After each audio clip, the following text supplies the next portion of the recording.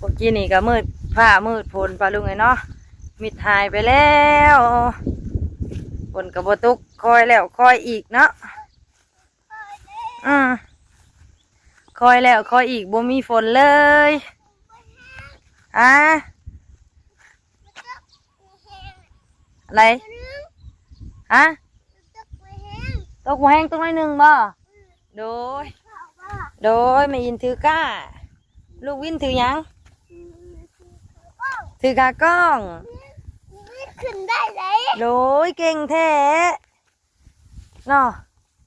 อยากลงมานำปลาลุงเลยเป็นอะไรก็ป้ามียังอันนี้ปลาตัวปลาลุงเอ้ยเนาะมียังอันนี้มาเห็ดของคอยอันนี้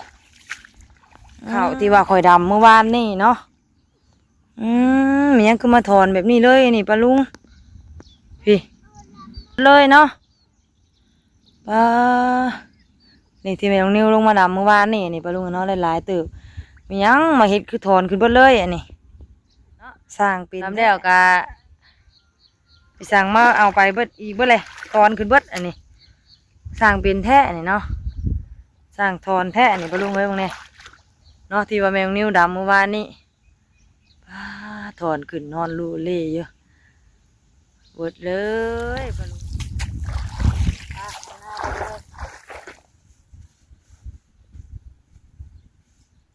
ค่ะเขางั้นเนาะไปคอน้ำเพิ่นเดือนนะก็มาเบ่งในน้องนิ้วดำไปเลยแล้วเพราะว่าของเมน3,500หิ้งไปกะได้เนาะเตะกอไหมเป็นเตะกอไง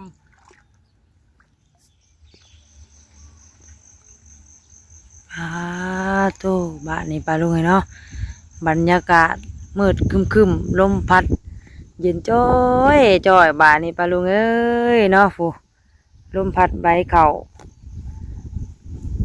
ติงอวยแล้วเนาะคึมฟ้าคึมฝนปลาลุงเอ้ยเนาะสายลมพัดมาวีแล้วบ่ายนี้เนาะโอ้มืดมืดกอมมาแล้วปลาลุงเนาะทางนี้ก็กำลังเลี้ยงงัวปลาลุงเนาะเลี้ยงงัวกินหญ้าปล่อยงัวกินหญ้ายามแรงเด้อปลาลุงเนาะเมื่อเช้านี่บ่ได้ปล่อยเพิ่นกิน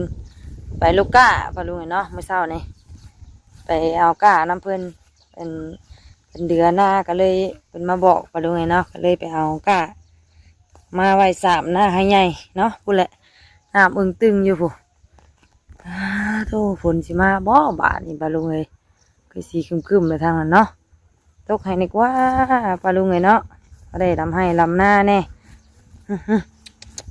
บึ่งไรง้อเขาเกาะก่อนบาดนี่คือสีลมเย็นมากเลยเนาะเอาปลาลุงไงเนาะก่อนอื่นก็สบายดีเด้อปลาลุงไงเนาะสบายดีและสวัสดีปลาลุงFCเบิร์ดสกูสุคนปลาลุงไงเนาะพอกันกับช่อง YouTube แม่น้องนิวอีกคือเก่าคือเดิมเหมือนนี้ก็ได้เลี้ยงงัวเลี้ยงนั่นคือเก่าเนาะตามงัวกินหญ้าคือเก่าปลาลุงไงเนาะมื้อนี้บ่ทันได้ลงเงินลำหน้าอยู่เอางัวกินหญ้าก่อนเพราะว่าทางเลยนิ้วเพิ่นบ่สบายเลยบ่ได้ให้เพิ่นไปทางใดปะลุงไงเนาะให้เพิ่นอยู่เที่ยงอยู่เพื่อนกับแม่ตุ้ยเพราะว่าเพิ่นออกตุ่มก็เลยว่าบ่ได้ให้ไปทางใดให้อยู่เที่ยงถ้าวินเนอร์ก็นอนอยู่หัวม่วงปุ๊บปะลุงไงเนาะแม่มาไล่งัวเฮ้ยเคาะบึ้งเฮ้ยบึ้งอย่าลมมาเลยปะลุงไงเนาะเห็นเก็บฟ้าคือฝนมาเลยเฮ้ย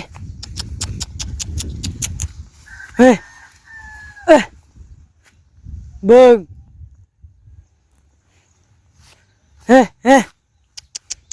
เคาะพอบึ้งในงัวเขาก็สิลงไปหา3ไปลำหน้าบ้านนี้เนาะไปฮะไปยามดอกมันเก่าแล้วมันเบิดแล้วลูกเอ้ยโดยไปขึ้นมาเฮายังนะ ไปขึ้นไป ครบ เอากบไปขึ้นเอาปลาลุงเลยเนาะตัดภาพมาบาดนี่หลังจากไล่งัวเข่ามาคอกเรียบร้อยปลาลุงเลยเนาะแม่ว่าสิลงไปสาบหน้าเนาะหรือว่าไปดำหน้าฮะ ใช่ ปุ่นอยู่ให้หน้าผู้ไปขึ้นผัดอยากลงน้ำบาดนี่ปลาลุงเอ้ยคนน้อยๆนี่นะซ้อมอยู่ให้แม่ไปอยากไปน้ำบาดนี่เฮ็ดได้กับโบอยู่ค่อยๆค่อยๆค่อยๆค่อยหันหลังลงหันหลังลงโอเคหันหลังลง มีมันดันลังวันบ่จ้ะ ไปหันลงคือกันนะหันหลังลงคือกันนั่นแหละ ลงมาเลย โดย มึงเพื่อนนี่ ไปได้ บาย ของแม่อินนี่แหละ อิน เลยไปย่างลุงดำหน้าก็ใส่แว่นตาปลาลุงเอ้ยแล้วอยู่บ่เล่มื้อนี่แม่ว่าสิลงไปดำหน้าที่ว่าโลกกามาไว้มื้อเช้านี่ปลาลุงเอ้ยเนาะไปลูกย่างย่างลงเลยลงพุ่นหน้าใหญ่ผมไปย่าง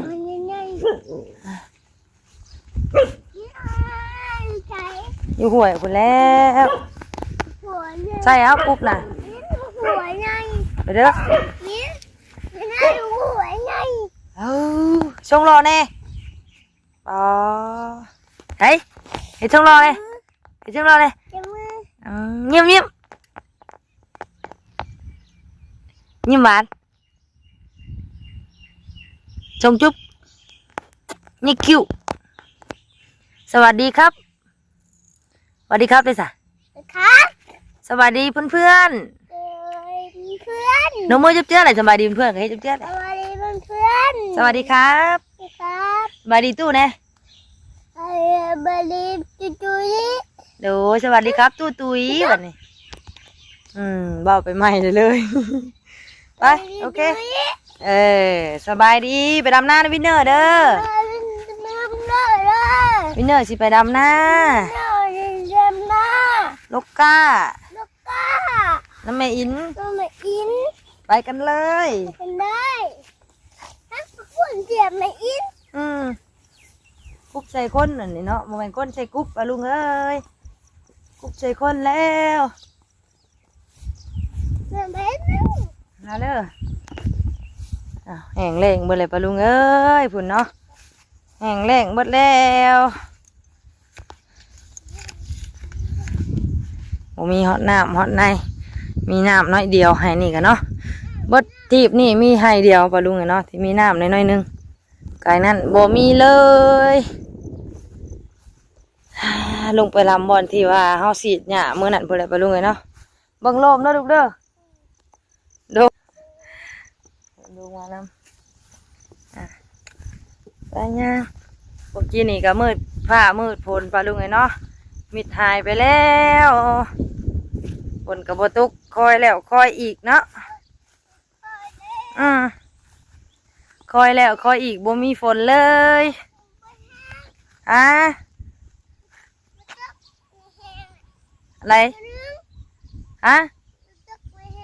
ตกหัวแห้งตกหน่อยหนึ่งบ่โดย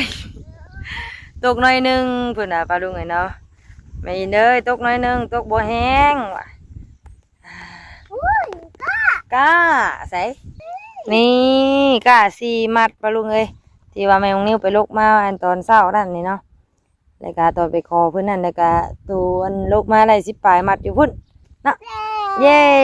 ไปกันเลยย่างบ้านนี่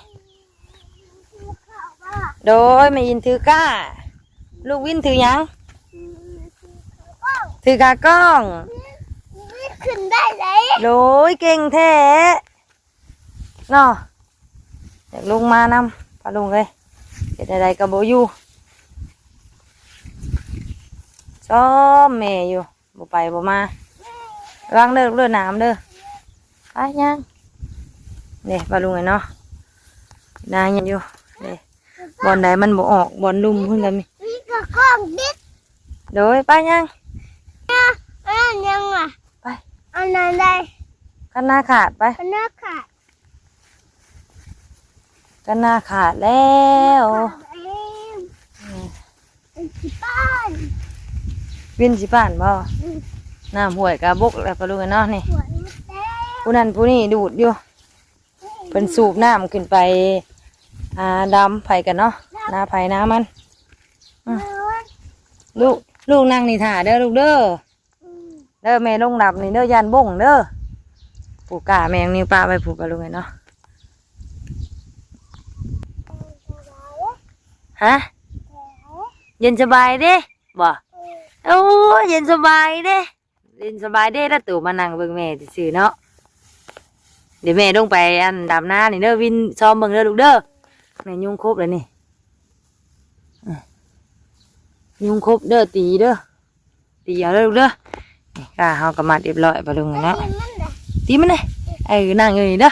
ใครเนี่ยแต่มันบ่แลดปลาลุงเนาะเพิ่นลงมานำก็ได้โดยโอเคนั่งถ่ายเด้อลูกเด้อแม่ลงไปดำหน้าค่ะเดียวเด้อตอนไหนบุบเบิดได้นี่มาให้แม่มาบอกมาให้แม่บอวินบัวลงได้วินมันมีกระลึบเลยเอามาใส่มือนี่นี่มาใส่มือแม่นี่ได้น่ะโอเคบาย บาย ชูชูเห็นไรยับลงมาอีกมือน่ะชูชูชูอึ๊บมีแต่หญ้าปลาลุงเลยนี่เนาะที่ว่าเพิ่นซีดหญ้ามื้อนั้นได้นี่เพิ่นซีดหญ้ากะตายน้ำแล้วปลาลุงไงเนาะนี่เดืองตายน้ำโดยกบนุกได้น่ะโดยป้ามียังอันนี้ปลาตัวปลาลุงเอ้ยเนาะมียังอันนี้มาเห็ดของคอยอันนี้คือเป็นนี่บาทนี่ปลาลุงปลาตัวกะข่าวที่ว่าคอยดำเมื่อวานนี่เนาะมียังคือมาถอนแบบนี้เลยนี่ปลาลุงพี่เลยเนาะปลานี่ที่แม่น้องนิ้วลงมาดำเมื่อวานนี่ปลาลุงเนาะหลายๆตึกมียังมาเห็ดคือถอนขึ้นเบิดเลยอันนี้สร้างเป็นแท้อันนี้เบิ่งเนี่ยปลาลุงให้มาลักถอนตาคอยนี่มียังเด้อันนี้เนาะพูพูน่ะร่มปลาลุงเอ้ยเอาแล้วบาทนี่งานข่าวอีกแล้วก็ยังบ่แล้วอยู่นี่เนาะมายังมาเฮ็ดนี่ปลาลุงเอ้ยดูนี่ปลาลุงเอ้ยเนาะที่ว่ามันบ่มีข่าวบ่ออกก็หลายเลยปลาลุงเอ้ยเนาะนี่เบิ่งบักใหญ่ๆนึงเนาะแล้วก็ทั้งนั้นอีกผู้ทั้งนั้นอีกแม่นเบิดที่ว่ามีเขียวๆนี่ก็บ่แม่นข่าวเบิดใดปลาลุงเอ้ยเนาะหญ้าพร้อมข่าวพร้อมปนกันเนาะบนใดหญ้าลายกับบ่มีข่าวบนใดข่าวลายกับบ่มีหญ้าปลาลุงไงเนาะปะปนกันไปโอ้ยปลาลุงมาปลาลุงไงเนาะมาลำหน้าแรงน้ำแม่น้องนิ้วเด้อปลาลุงไงเนาะดำแล้วกับบ่แล้วคือเก่าเนาะ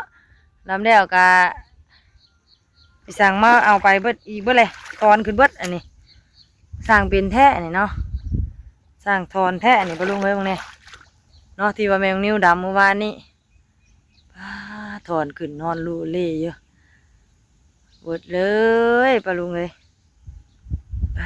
พี่ข้างดังพี่กระซำสีดำเนาะเอาไปใส่ปลาลุงเลยเนาะ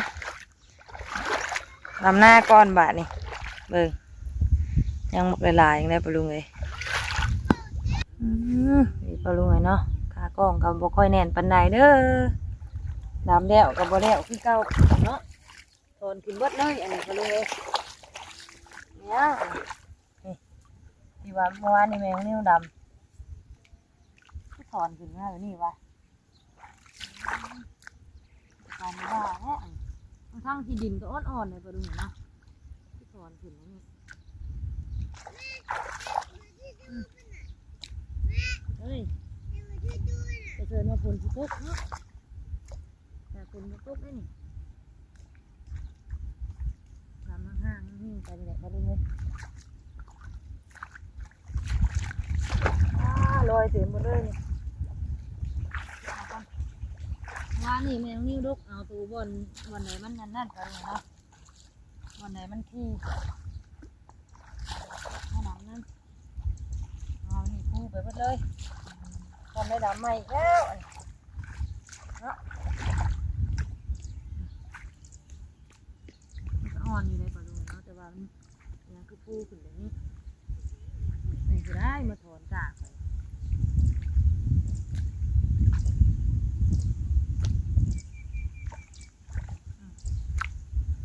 ลำห้างๆหิ้งเอากระเพาะเอาหน่อยเนาะเป็นโกใหญ่ยุ่งครบแล้วลูกเด้อโดยยุ่งครบได้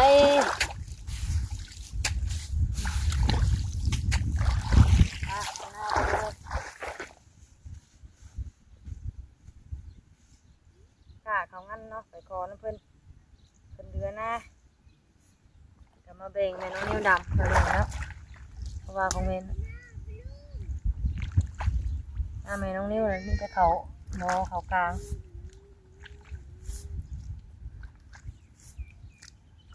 ดำลงในแหน่นก่อนเหมือนนี้เนาะเพราะว่านี่เราถอนจนหมดเพราะว่านี่อยู่ไหนวานี่ก็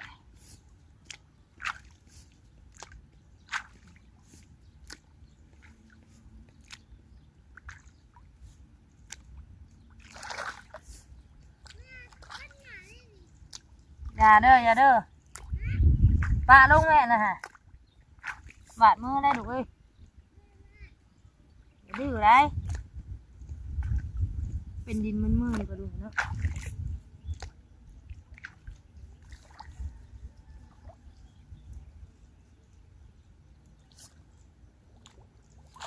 ตามห้างหิ้งไปกะ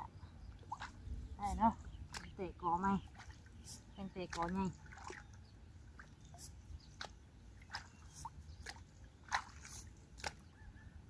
อัดหูเป็นน้ำปลาดุงเนาะว่านี่หน่อยแมงนี่บริอัดว่ามันถึงกูขึ้นมาเนาะ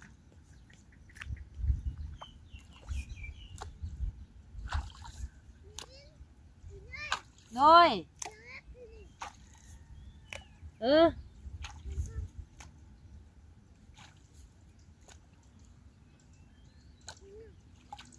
กล้าเป็นร้อยยังบ่พอมาดูเนาะ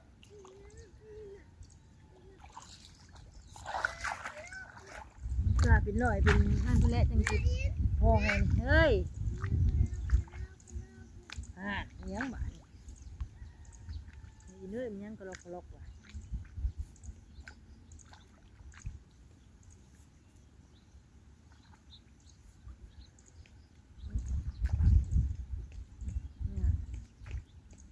นี่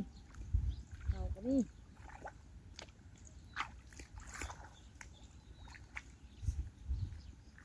ทั้งเข่าปนกันไปเลย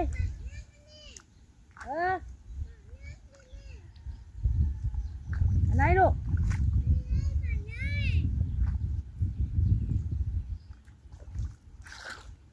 หมากยังกระยำดอกคุณน่ะนิ้วมาเลยกูนิ้วลงมาเอาน้องเลย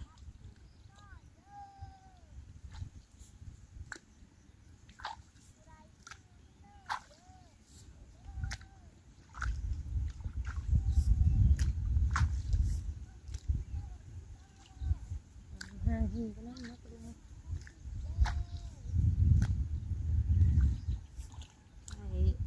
ดีกว่ามันบ่มีคอเข่าเนาะ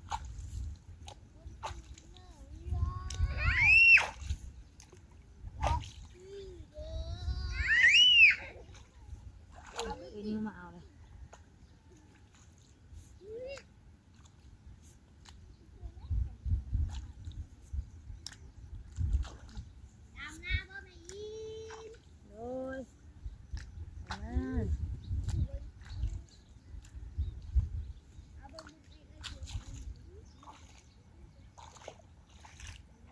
กำนาแดงกำนาแดง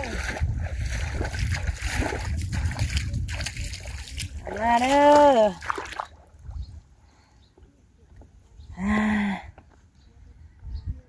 ปวดนิ้วมาเลยปะลุงเนาะเอาน้องถ่านิ้วมาเอาน้องให้ พาเหยาะน้องขึ้นบัดนี้ปลาลุงเลยเนาะคงแหละแมงนิ้วก็